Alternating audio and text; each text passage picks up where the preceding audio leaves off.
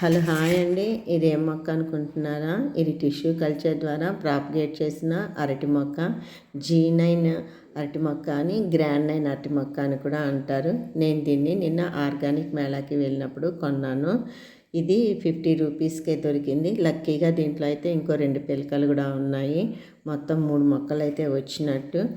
కాకపోతే ఇవి 2 చిన్నగా ఉన్నాయి కాబట్టి ఇప్పుడే దీన్ని సపరేట్ చేయకుండా ఈ పెద్ద మొక్కతో పాటే ఉంచేసి అలాగే పెట్టేస్తాను.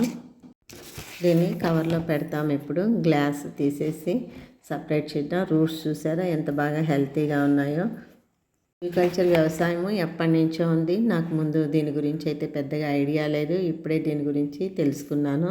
ఈ మొక్కలు ఎలా ప్రాపగేట్ చేస్తారంటే, తల్లి మొక్కల నుండి చిన్న భాగాలను తీసుకొని ప్రయోగశాలలో నియంత్రిత పరిస్థితుల్లో వేగంగా పెంచి ఆరోగ్యకరమైన నారు మొక్కల్ని తయారు చేస్తారు. ఈ టిష్యూ కల్చర్ బనానా మొక్కలు తయారైనవి నారు మొక్కలు సాధారణ దుంపల కంటే మెరుగైనవిగాను, వ్యాధిరహితంగాను, ఇంకా అధిక దిగుబడి ఇచ్చేవిగాను ఉంటాయి. ప్రస్తుతం దీన్ని ఇలాగా చిన్న బ్లాక్ కవర్ నర్సరీ కవర్లో పెడుతున్నాను. తర్వాత కొద్దిగా నిలదొక్కుని బయట నుంచి తెచ్చిండేది కదా, మన ఇంటి వాతావరణానికి కొద్దిగా సెటిల్ అయిపోయాక, కొద్దిగా ఎదిగాక వేరే బ్లాక్ టబ్లో మారుస్తాను.